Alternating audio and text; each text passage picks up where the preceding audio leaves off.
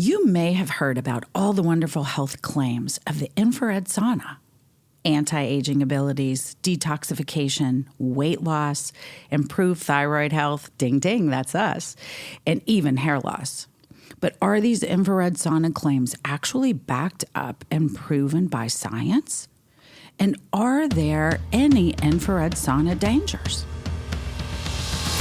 Hello, thank you for listening to Thyroid Hair Loss Connection podcast, a science-based, honest, candid conversation about how your thyroid affects your hair. You will learn practical solutions to hair growth, healing your thyroid, and balancing hormones with holistic nutrition approach and the latest treatments. Your hosts, me, Nataliia Sanzo, a registered dietitian, aka Nashville thyroid expert, and Kimberly Vaughn, a board-certified trichologist, hair loss specialist, and coach. To stay up to date on the latest topics, make sure to subscribe to our channel. We also cannot do this without you. Send us a question to the link below and tune in each week for the answers. Now, let's head to the show. Kimberly, how are you doing today? I am doing fantastic. And more than anything, what I'm excited about is this episode, because you have an amazing guest that I cannot wait to get into the thick of this, because I have been wanting to try this infrared sauna forever. And, another episode that we recorded recently talked about stress reducing. And so I'm excited to put all of it together. Absolutely. And, I've been using infrared sauna for about a month now, and I'm still learning all the benefits that comes with it. So that's why we're having this special guest today to talk about all the benefits and actually proven benefits that infrared sauna may have on your body, mind, and even our thyroid. Kat, thank you so much for joining Kimberly and I. We're so excited to have you here. Thank you guys so much for having me. A little bit about myself. I get asked this all the time. How in the world did I stumble into owning my own infrared sauna studio? And the reality is that about 6 years ago, I became a single mom to 2 boys. And it was a very difficult time. I had been a full-time trainer, and the requirement to be at home with my boys when they were not in school actually had me go back into human resources. And I wasn't conditioned to, doing an 8-to-5 job. I have a whole lot of health issues of my own. And so a friend of mine recommended that if I could find an infrared sauna, that I probably would be able to, in one 30-minute session at a time, start to feel better and have more ability to better care for my children as a single mom. So I took a leap of faith and I did it. I'm usually a researcher, and I just said I have to go, and I went the next day. Had no idea what I was doing, instantly fell in love with it. And then over the next year, I saw all these health benefits.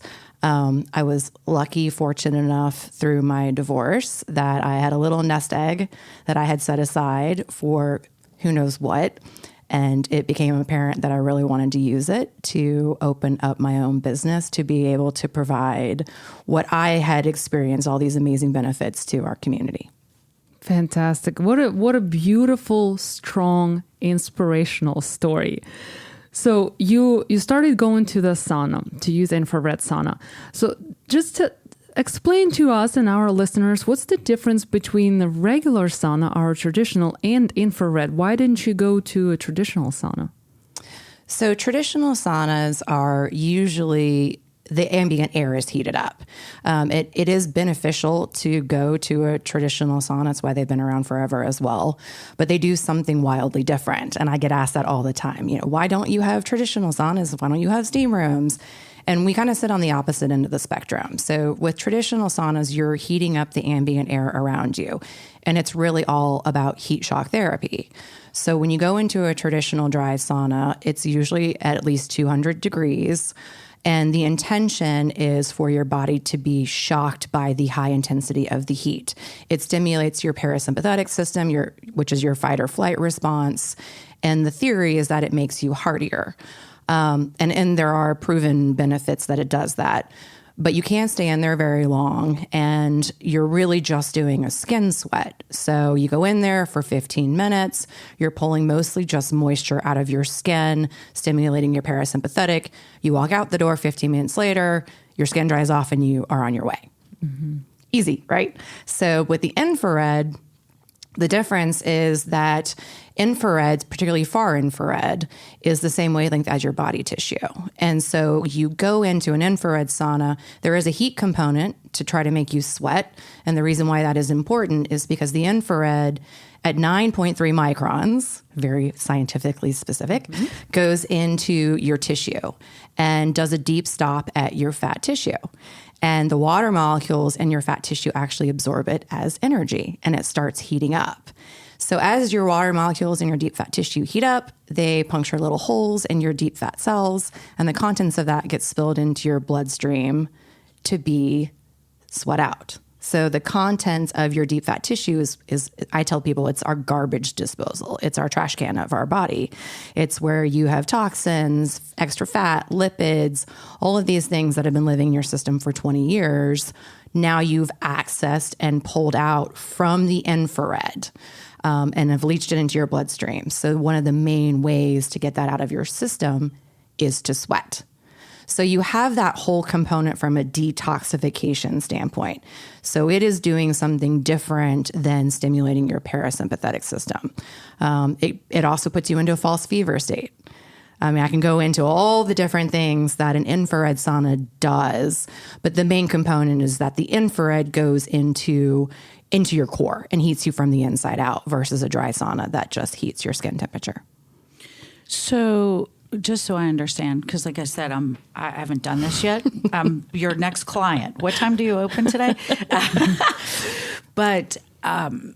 So all of that makes logical sense. Now, thinking about it, though, from internal, and, we mentioned earlier the benefit of infrared can be weight loss if that's what it's needed. So how deep does the light get? So I think you had used a number a moment ago, but so it goes as deep as these fat cells, right? And correct. It helps the deep fat cell. Yeah. It helps trigger those deep fat cells. So does it then help those deep fat cells to just kind of expel toxins, or does it start to break down those fat cells? And then that's what then disperses into the bloodstream. It helps empty out what is in your deep fat cells. Okay. So, a tangent on that is from, a weight loss, and people go and they get liposuction and they actually remove fat cells. Your body is predisposed to have X number of fat cells. And so then it can get a little weird and show up in weird places once you put weight back on. So the whole weight loss aspect of infrared saunas is it goes in and it helps shrink the size of your deep fat cells because it is pulling stuff out of it. It's not removing the fat cell. And me personally, as a wellness advocate, I wouldn't want to do that because I wouldn't want it reappearing somewhere else weird on my body. But you want to reduce the size. The other weight loss aspect of infrared saunas, because it's going into, you're heating up from the inside out, you go into a false fever. You don't feel sick. People always ask, are you going, I don't want to get a fever. I'm like, you don't feel the effects of being in a false fever state, but your core temperature will go into a false fever. And as it goes into a false fever, just like as you're working out, your heart rate is going to increase. My heart rate increases about 40 beats per minute at the end of my infrared sauna session. So what's happening is you're losing water. That's water weight. You're going to put that back on. But what you are experiencing in infrared sauna is as your heart rate increases and your blood pumps faster, it's mimicking a moderate cardio workout. So you're burning calories. You're burning fat because the fat is being pulled out of your deep fat cells. But as your heart rate goes up and your circulatory system increases, you're also burning calories. And the more body composition you have, the more calories you're going to burn in a session. You know how we say we cannot out-exercise a bad diet? It's important to understand that you cannot infrared sauna out of a bad diet. No, you cannot. Yes, right. So we cannot substitute exercise, cardio activities, but it's definitely you're losing water weight, just like you said, right? That you will put back. So the dehydration part is obviously there. But at the same time, when you feel lighter, right? When you get out of the sauna, you feel like you can do more. So maybe, or, you go work out first and then you do infrared sauna for the most benefit, right? Well, either way. I mean, there's benefits to doing it beforehand and after. Common question as well. So we have a lot of athletes that will go and work out, and then they'll use the sauna more from a recovery standpoint. So as your muscles become inflamed and you have lactic acid buildup throughout your workouts, getting into an infrared sauna afterwards will actually help flush that out so you recover faster. There's some cellular recovery activity that happens while you're in the infrared sauna. On the flip side, if you have someone that is needing to lose a fair amount of fat, then going into the infrared sauna first and accessing that and having that pulled into your bloodstream, you're not going to be able to sweat everything out in your session. So some of that is still free floating in your system. A way to burn fat, obviously, is through cardio and weightlifting workouts, the increase of breath while you're working out. So you'll continue to burn what you have accessed if you work out after getting an infrared sauna. It just depends on what your goals are. That makes sense. So, Kat, you basically named one of the most important benefits, right? Detoxification, some, weight loss through just water retention and everything, and muscle aches and pains, and right? And, our podcast is called Thyroid Hair Loss Connection, right? Right. So we're talking a lot about thyroid, and a lot of women have hypothyroidism, and most of those women have autoimmune thyroid disease, Hashimoto's. So it's just happened that we, people with Hashimoto's, have three of those three problems. We have decreased ability to detoxify. We always have aching muscles and joints. And, weight gain, of course. So definitely using infrared sauna would be beneficial to anybody, actually, regardless of you have thyroid disease or not. And, through detoxification, I actually experienced that in my college years. That's how I start kind of recognize that something was wrong, because I was working out twice a day to maintain my figure, because my diet was not well balanced, to say the least. So I was working out a lot, and my friends were joking how I still look cute at the end of workout, so I didn't sweat. And I liked it. But now that I'm in my 30s, diagnosed with Hashimoto's, and I know what those toxins that I'm not expelling doing to my body, I want to be sweaty. I want to look like, pardon my language, very bad at the end of my session, because I want to sweat out all those toxins that my body collects from environment, food, skincare, cleaning supplies. So that's actually the main reason why I started going to your wellness center, because I want to get rid of those toxins that we build up. So.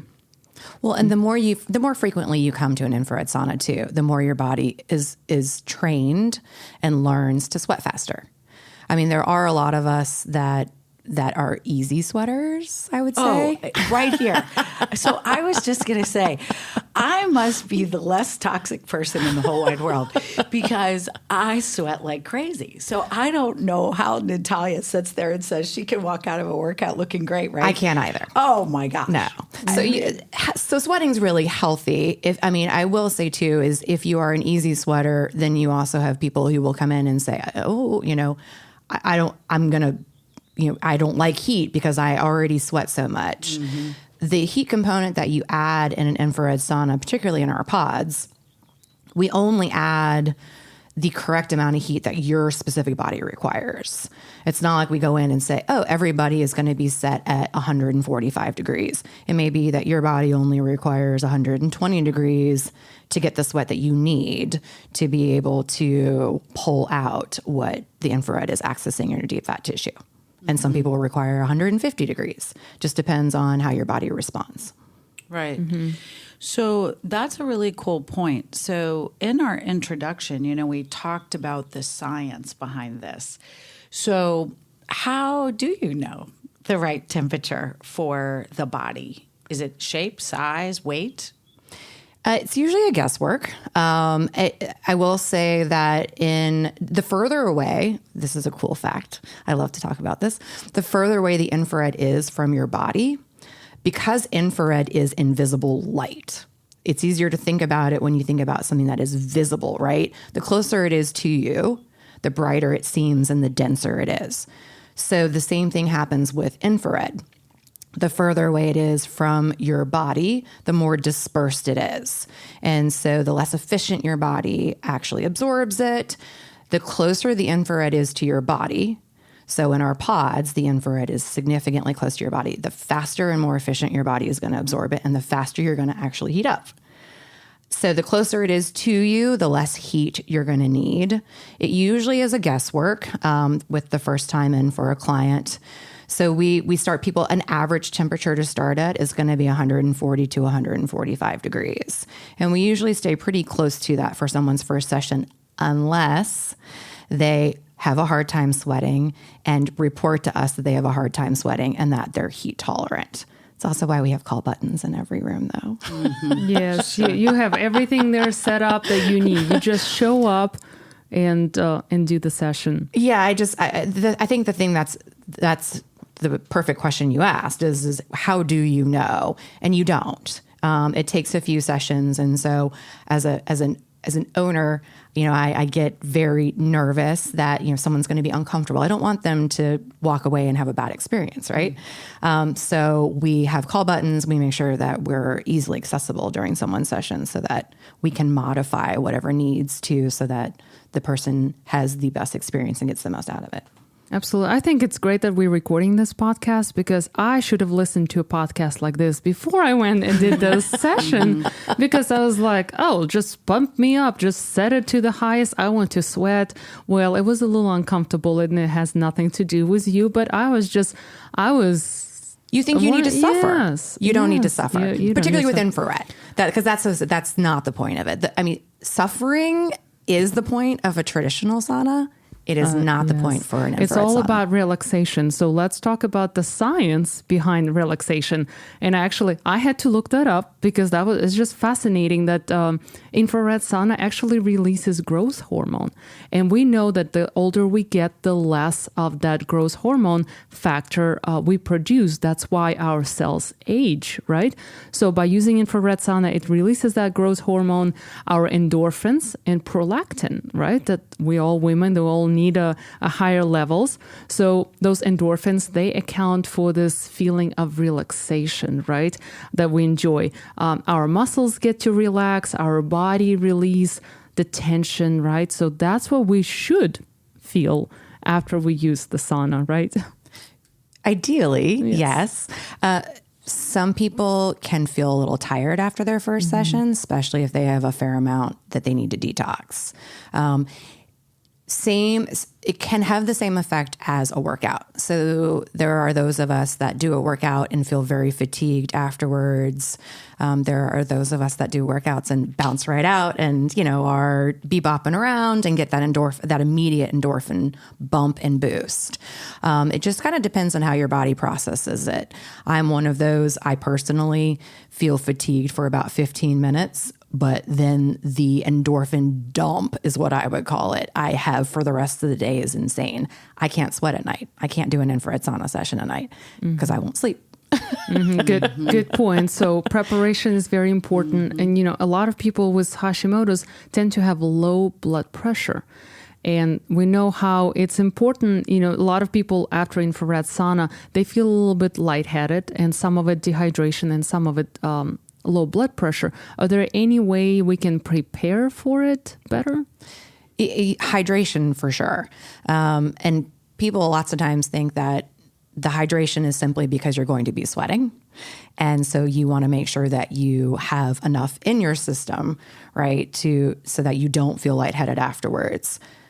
The interesting thing about infrared is that because it's the water molecules in your cells that's absorbing the energy, if you come in dehydrated, you have less of that to actually absorb the energy.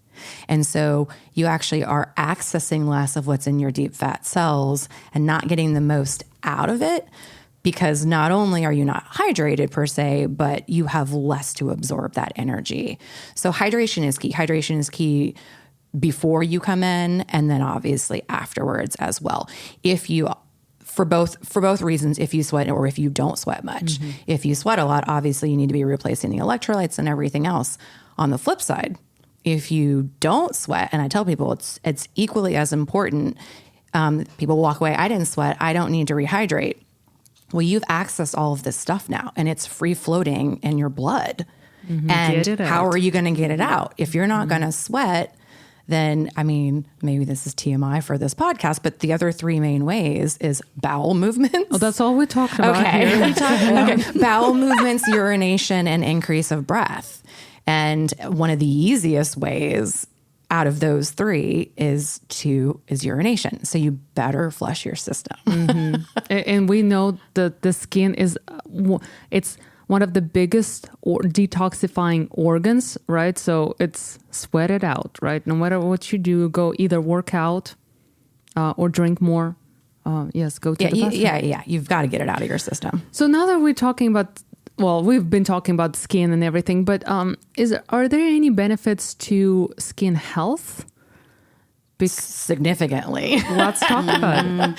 Yeah, I mean, so far infrared is really going in from a systemic standpoint, and I was actually thinking about from a thyroid standpoint, right, and other autoimmune issues. There are things that present themselves that are more symptomatic, right? But then you have the underlying issue, the systemic reason why you are experiencing things. And so the far infrared is going in and really helping with the systemic aspect of it.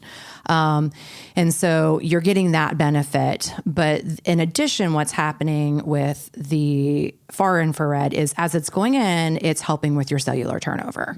And so from a skin standpoint, your pores are opening up. As you're sweating, you're pushing all of the toxins and everything else that has accumulated inside your pores, and you're pushing that out as well. So you're releasing what's in your pores. Your pores are going to look smaller afterwards as they've been cleared out, but you're also then helping underlying from your dermal, your cells in your dermis are going to be turning over faster. And so it's helping to produce healthy collagen, all of the other things that we experience as we age, the decrease in those things, the actual just functioning of your cells.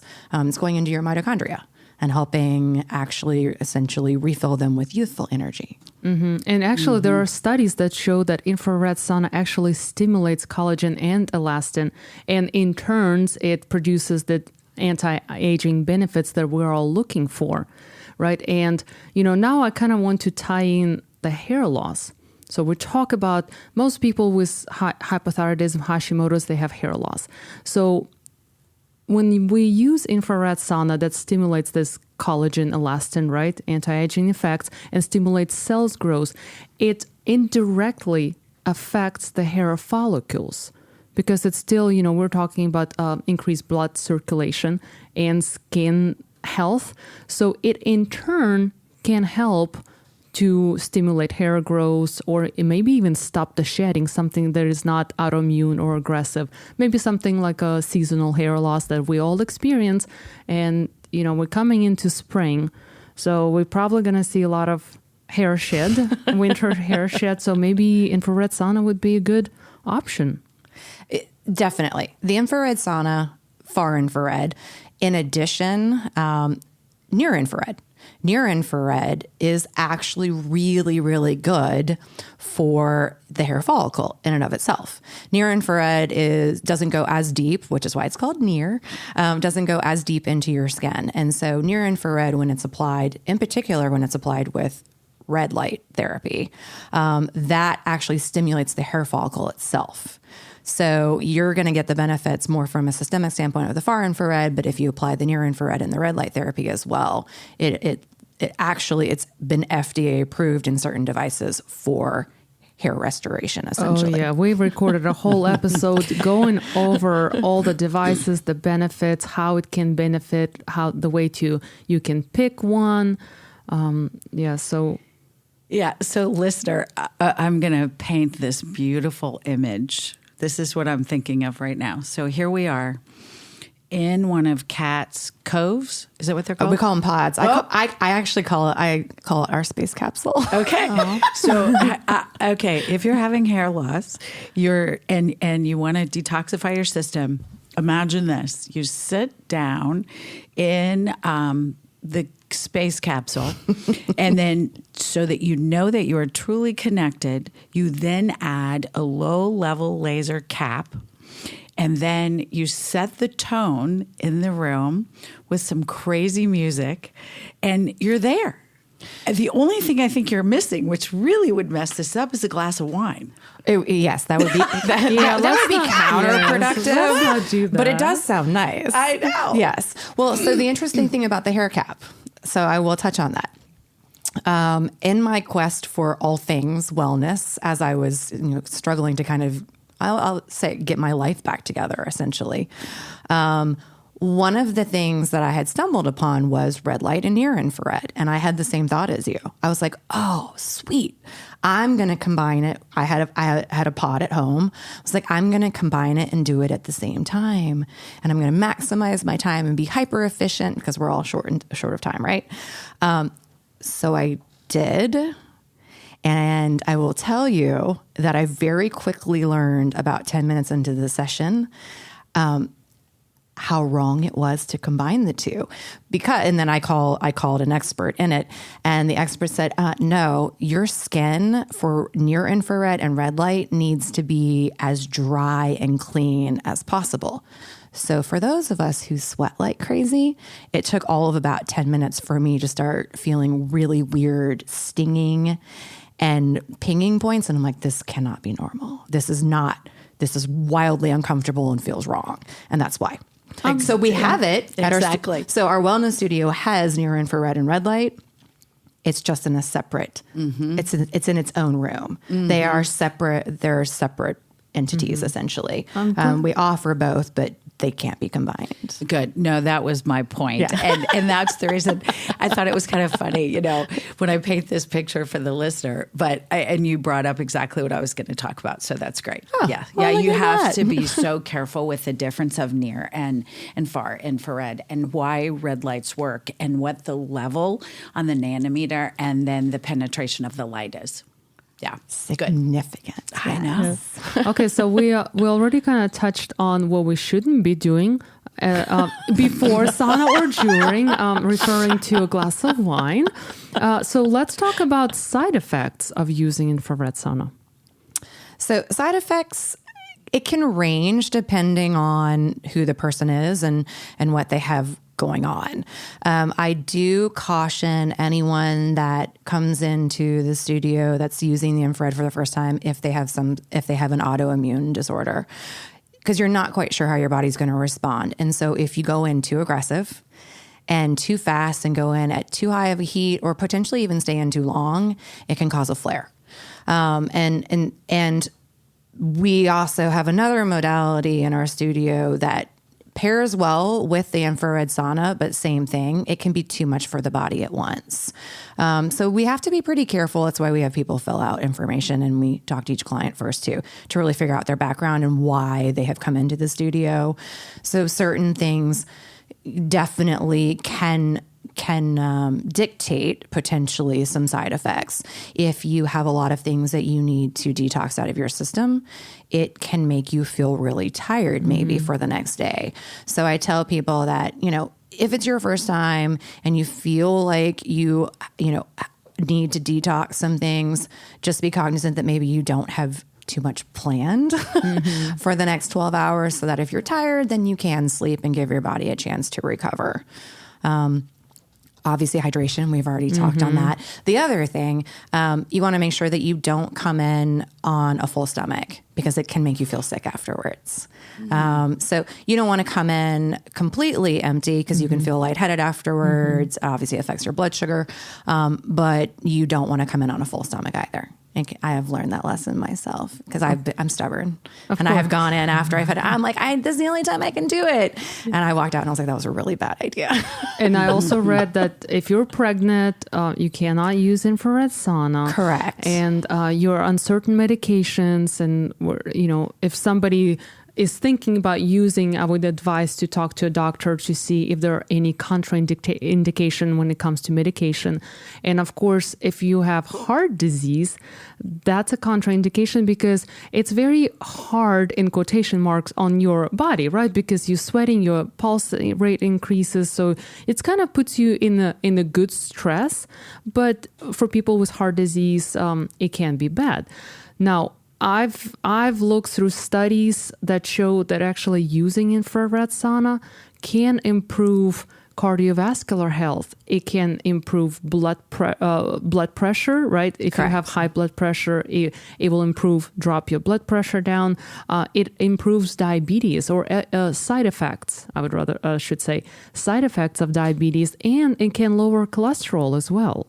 So many things. Mm-hmm. It is almost overwhelming as a business owner because there are trying to make sure that I am as knowledgeable as I can be. When I started this journey, I obviously was researching all of the things that I experience. I do have autoimmune issues. I genetically have high blood pressure.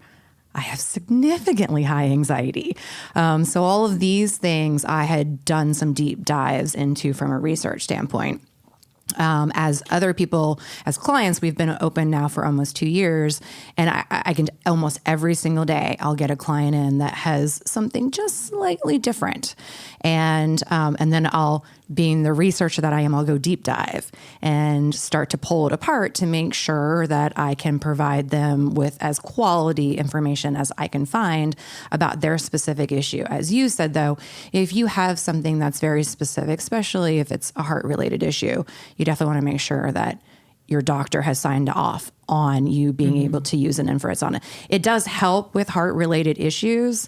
You just have to be very careful. People with pacemakers, particularly in the cabins, a lot of the cabins are put together by magnets. Really bad idea if you have a pacemaker. So there are certain things you want to ask, if you're going to be going and visiting an infrared sauna studio, you need to ask and make sure what are the components that are used for your specific issue. A lot of people don't know that. You just want to be very, very careful of what type of infrared sauna it is and how it's put together and the components of it to make sure that it's safe for you. Gosh, the first time I went to the studio, I didn't look anything up. I didn't. Most people don't. I don't. And then I just, the most sessions I did, I figured out, I'm like, oh, I don't think I can do this hot, or there were things that I had to adjust doing prior and post. So I hope this episode, our listeners find this episode helpful because we're putting all this information together, three of us, three experts on the mission to educate our listeners. So I think this would be very beneficial. Mm-hmm. Well, and I have one more question. So, we were talking about the benefits to thyroid challenged clients, right, and listeners. The one area that I've always struggled with, even though I have my Hashimoto somewhat under control with my diet and some medication and supplements, I still have issues and tendencies with getting too cold, right? Now, some of it is because I have Raynaud's condition, but outside of that, it's still a problem. Will the far infrared help that? It does. I also have some circulatory issues. My husband hates the fact that my feet and my hands are always icicles. It helps from a circulatory standpoint. So it's called vasodilation. If you have a healthy circulatory system, ideally when you come out of an infrared sauna, and a lot of people freak out when they see it the first time, they're going to have red webbing on their skin, particularly on their legs. And that's actually a healthy sign that your blood vessels have opened up and the blood has come more to the surface of the skin, providing fresh oxygenated blood, which we were talking about from an anti-aging standpoint, but also just from a circulatory standpoint. And so it helps, same concept behind why it lowers blood pressure as well. So you might get to a point, if you are a consistent user of infrared saunas, that your blood vessels stay somewhat vasodilated, period. And so from that standpoint, it can help with circulatory issues in your hands and your feet feeling cold. Yay. I told you. How many hours can I do at a time? Well, you really only need to be doing it. You can do it up to once a day. Okay. We will have some clients that will do a back-to-back session if they've got something specific, but definitely not for a first-time sweater. I would not recommend someone doing it. In the pod, it's 30 minutes, and in a cabin, it's 40 minutes. Okay. And so visually, the cabin, I'm guessing, is larger because then the infrared is further away, right? I was listening Correct. very closely yes, earlier. You were. Yes, yeah. So a cabin is made of cedar. Ours are made of cedar, and it looks like a traditional sauna, dry sauna. Okay. Most clients, without having done any research or anything else, that's typically where we start them because it just feels the most comfortable and familiar. You can move around in it. It's, again, not quite as efficient because the infrared panels are further away from you. And as you know, think about the way a cabin is designed, there has to be a glass door, so there's no infrared on that side. The pod can look more intimidating to some people. I find it significantly more comfortable, though. You're laying down in it. Nice. Yeah, okay, so you get to lay down. You're laying on infrared, and then all on the underside of what are called domes that slide. You slide it down. You climb in, and you slide it up. Your head's out. So people who are claustrophobic, that actually can be a good option for them as well because you're breathing fresh, clean air. We have little night sky panels, and so a lot of our clients will turn off lights. They'll have the chromotherapy, which is kind of how the eyes interact with the light. But it's a dark room and you have little twinkling lights and it's very, very comfortable. We have white noise machines in there. You can listen to stuff. You can listen to your own music or you can listen to a podcast.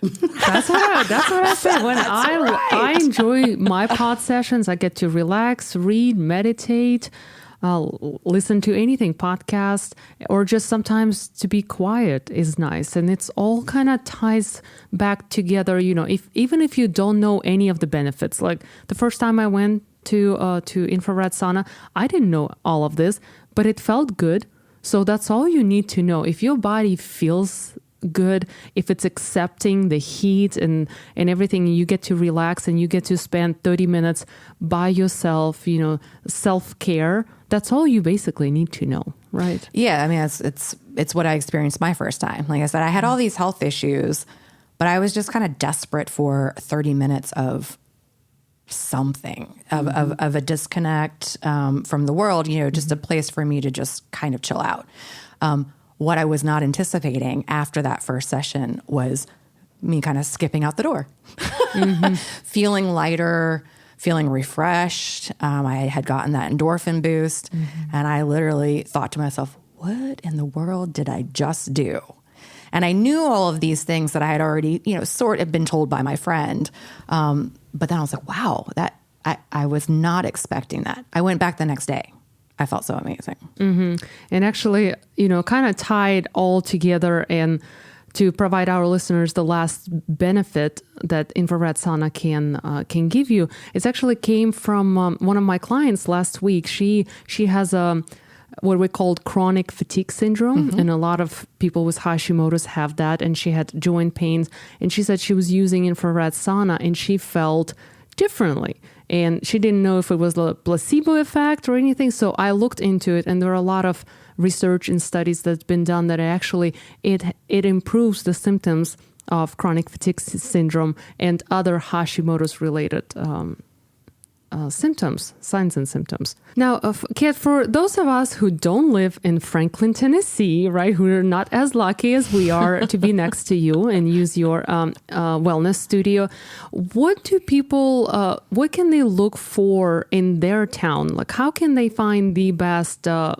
infrared sauna wellness studio? Fortunately, I think as we've come out of a pandemic and people are taking more ownership of their own health and wellness and looking for things that are proactive, right, for their health, taking charge of their own health, I should say. More of these type of studios are starting to pop up. And we actually will be franchising within the next year. So there will be other ones across the country. There currently are not. But in the meantime, you want to look for a studio that, first of all, when you call and ask questions, they're knowledgeable, that there is someone that can answer these type of questions. If there isn't, you can do your own research and obviously kind of navigate your way into a place that you feel comfortable with, but you want to make sure that the quality of the sauna is reputable. There are some saunas that, kick off a lot of EMF, which is not great for you. So you want to make sure that you're using a reputable company that is providing the saunas. The two that are top of mind for me is going to be Clearlight and Sunlighten. So I would start there and I would call and ask who manufactures your saunas. And then from there, you can make sure that you go in and look to see that, the EMFs that are detected from the saunas are virtually undetectable. So I would start there. If you're also looking for, we had touched on red light and near infrared, and you're looking for places that offer that, same thing. I would obviously ask what devices are they using at those facilities. Those make a big difference. We personally use Saluma. There are a lot of reputable brands out there. We personally use Saluma simply because the closer the red light and the near infrared is to your skin or your hair follicles, the more benefit you're going to get. Some places will just have a red light panel, right, that you could stand in front of. And you put on these goggles and you turn and you stand in front of it for 15 minutes. It's not that it's bad for you. It's just not going to do much.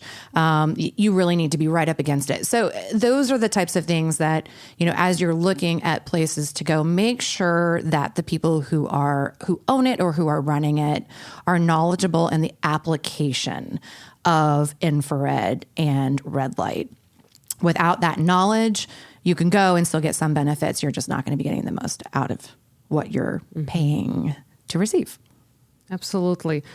Well, we're so lucky to have an expert in the field to tell us all and to educate our listeners in exactly what to look for, the benefits, the risk, how to prepare, what to do after. So we covered a lot of ground.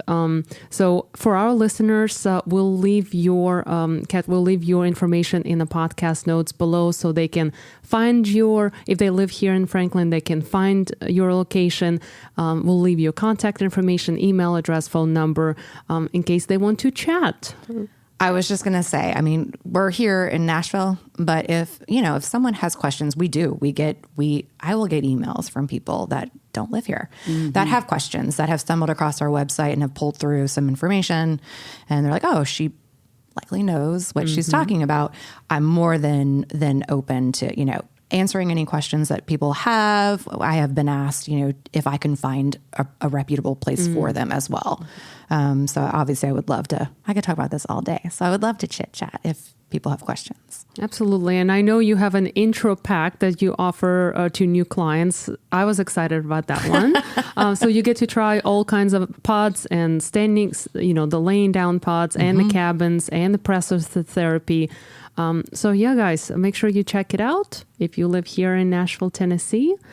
And I think that's it for tonight. Kat, thank you so much for joining us, talking about thyroid, hair loss, benefits, infrared. That's something new for us. And I hope our listeners benefit from it. That's right. And, listeners, we always end with make it a great hair day. I'm going to tell you today is make it a great sweat day. Yeah. Bye-bye. Bye. We'll see ya.